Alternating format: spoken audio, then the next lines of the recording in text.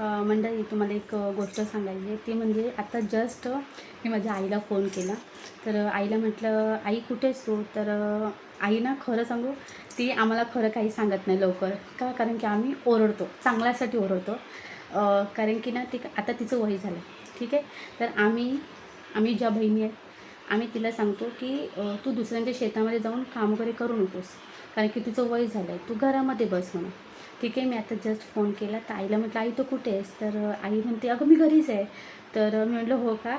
तर आणि आम्हाला माहिती आहे ती घरी अजिबात राहू शकत नाही, कारण की तिला ना ते सवयीचे काम वगैरे करायचे.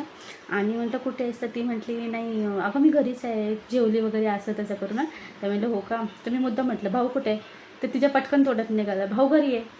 तर मी म्हटलं, भाऊ घरी? मग तू कुठे आहेस? तू पण घरीच ना? मग ते लागले हसायला. ते नाही गं, मी तिकडे ना दुसऱ्याच्या वावरामध्ये कांदे काढायला आले.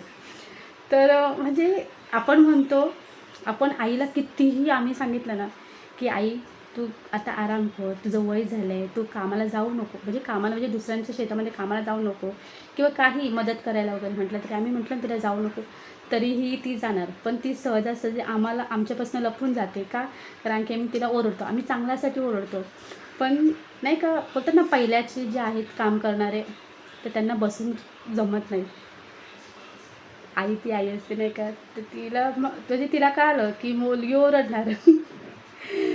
तर सहजासहजी लवकर ती सांगत नाही आम्हाला.